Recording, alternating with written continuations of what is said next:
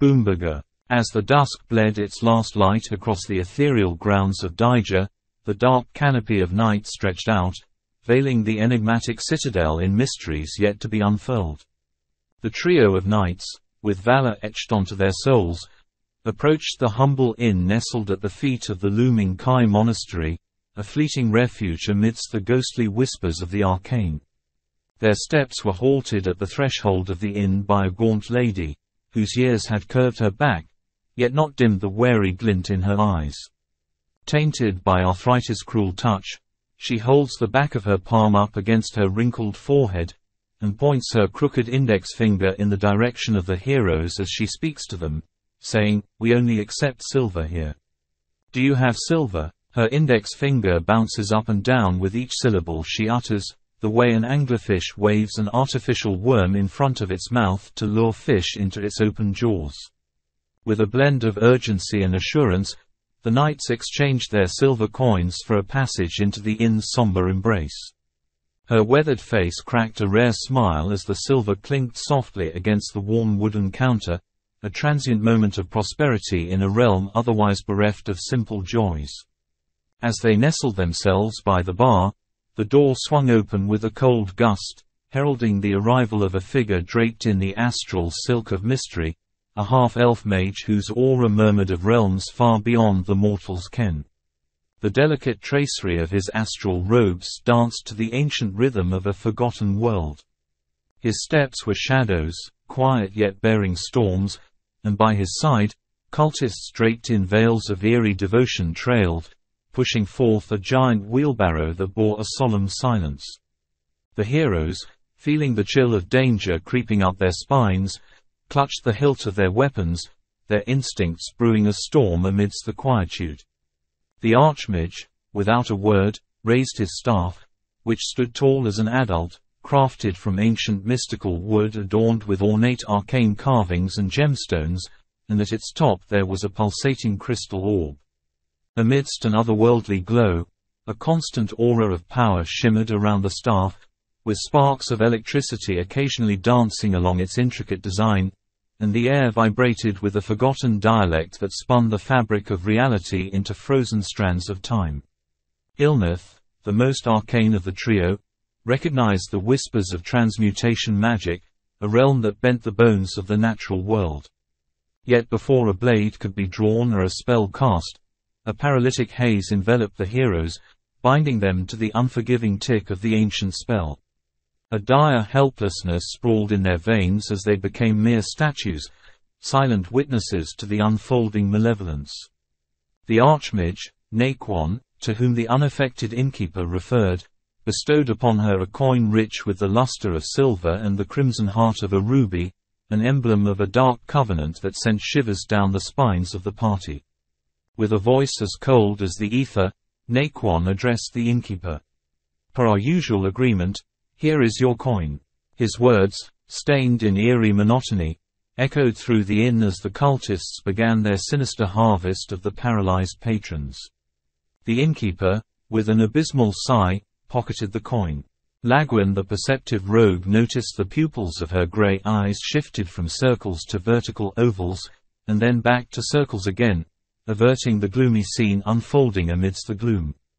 The knights could do nothing but watch with eyes screaming with rage and hearts bound in icy chains as Naquon orchestrated the theft of souls under the ghostly light of Daija's pale moon.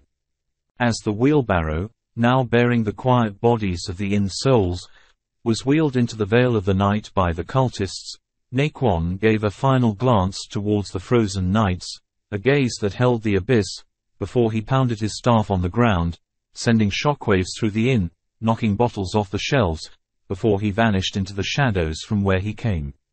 In the chilling silence that followed, the knights found the spell's icy grip relenting, yet the marks of the encounter scarred into the realm's memory, and their very souls.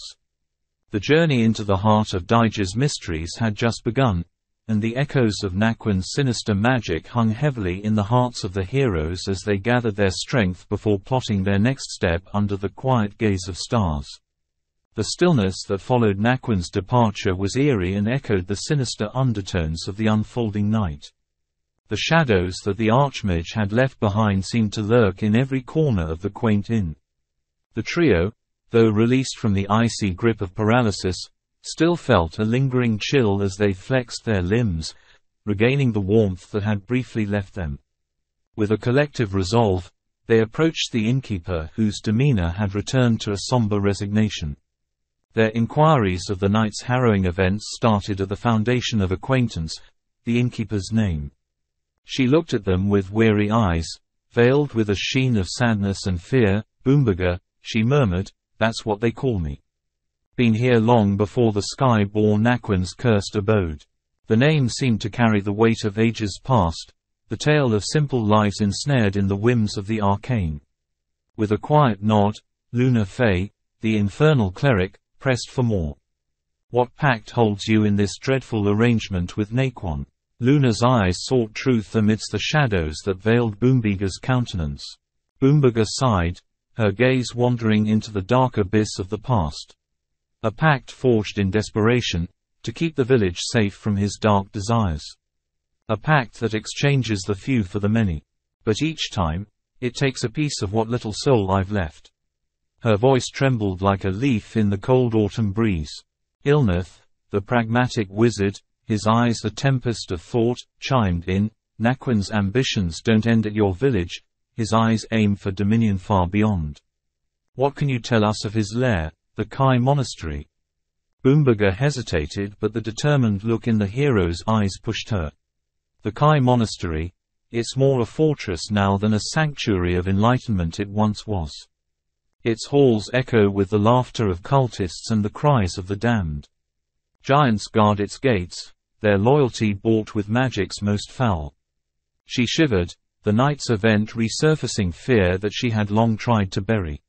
"He conducts unspeakable rituals, but amidst the malevolent air, whispers of a rebellion flutter. You might find allies in unexpected places."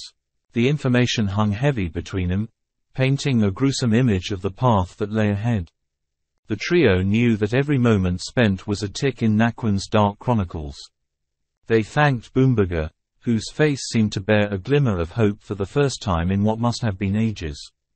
The night was far from over, yet they needed to strategize, to prepare for the morrow which promised a journey into the heart of darkness. They retreated to the shadows of their room, the weight of Thundertide's fate resting upon their shoulders. They knew come morning, the ascent to Kai Monastery was inevitable. Under the veil of night, plots and prayers intertwined, forging the first step towards the siege of the Dark Mage's sinister sanctuary.